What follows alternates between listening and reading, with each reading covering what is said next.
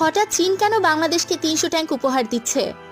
Bangladesh VT-05 tank ক্রয় করেছে। এটার কারণ হিসেবে জানা যাচ্ছে যে বাংলাদেশ যদি VT-05 লাইট ট্যাঙ্ক ক্রয় করে তবে চীন ৩০০টি পুরনো টাইপ 59 ট্যাঙ্ক উপহার দিবে।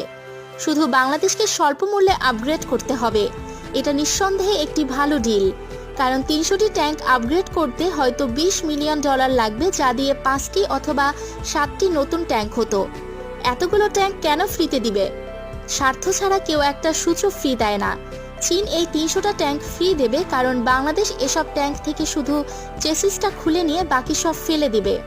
সেই চেসিসের ওপর চীনের 3rd জেনারেশন টাইপ 96 ট্যাঙ্কের turret, main gun, suspension system, thermal imaging system, explosive reactive armour jacket, ballistic computer, target data management suite, NBC kit, smoke screen grenade, anti armour ও air defence package, extended armour protection, 750 horse পাওয়ারের নতুন engine ইত্যাদি লাগিয়ে পুরোপুরি type 96 সমমানের tank বানিয়ে ফেলবে।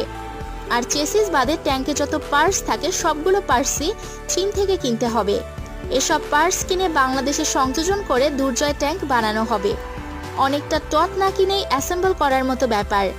এখানে চীন যে চালাকিটা করেছে তা হলো ওরা বাংলাদেশকে ফ্রিতে ৩০০ চেসিস দিচ্ছে। ফলে বাংলাদেশ এগুলোর জন্য ৩০০ ট্যাঙ্ক বানানোর কিটস কিনবে। প্রতিটি ট্যাঙ্কের পেছনে বাংলাদেশের খরচ হবে প্রায় $2 মিলিয়ন এবং প্রায় সম্পূর্ণ টাকাটাই পাবে চীন। দারুণ বুদ্ধি, তাই না? এসব ভাঙড়ি ট্যাঙ্ক না কিনে এক রেজিমেন্ট নতুন ট্যাঙ্ক কেনা যেত না? যাদের মনে এই প্রশ্ন আছে তারা আবার প্রথম প্রশ্নের উত্তরটা ভালো করে শুনুন। বাংলাদেশ শুধু পুরাতন ট্যাঙ্কের চেসিসটাই ব্যবহার করবে। ট্যাঙ্কের বাকি পার্টসগুলো চীনের 3rd জেনারেশন ট্যাঙ্কের ব্র্যান্ড নিউ পার্টস, অর্থাৎ পুরাতন কাঠামো ইউজ করে নতুন ট্যাঙ্ক বানাবে। পুরাতন কাঠামো ইউজ করার দরকার কি? এগুলো তো মেয়াদ উত্তীর্ণ। এরকম কাঠামো কি যুদ্ধে টিকবে? অবশ্যই টিকবে। স্বয়ং রাশিয়া তাদের পরিত্যক্ত অবসরপ্রাপ্ত পুরাতন মডেলের 2nd জেনারেশন T-72 ট্যাঙ্কের চেসিস খুলে সেটার উপরে কাজ করে 3rd জেনারেশনের T-72B3 ট্যাঙ্ক বানিয়ে সার্ভিসে আনছে। এছাড়া 2nd জেনারেশন প্যাটার্ন ট্যাঙ্কের চেসিসের উপর কাজ করে ইসরায়েল 3rd জেনারেশনের সাবরা ট্যাঙ্ক বানিয়ে তুরস্কের কাছে বিক্রি করেছে। এমনকি নিজেরাও মাগিস ট্যাঙ্ক বানিয়ে ইউজ করছে।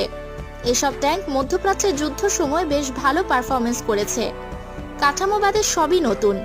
টাইপ 59 ফ্রিতে পেলেও প্রতিটা চেসিস ইউজ করে দুর্জয় ট্যাঙ্ক বানানোর জন্য বাংলাদেশকে $2 মিলিয়ন খরচ করতে হবে। একই কাজ চীন থেকে করিয়ে নিলে $3 থেকে $3.5 মিলিয়ন খরচ হবে। অথবা পাকিস্তান থেকে আলজারা ট্যাঙ্ক নতুন কিনলেও $3.0 মিলিয়ন খরচ হবে। অর্থাৎ খরচটা প্রায়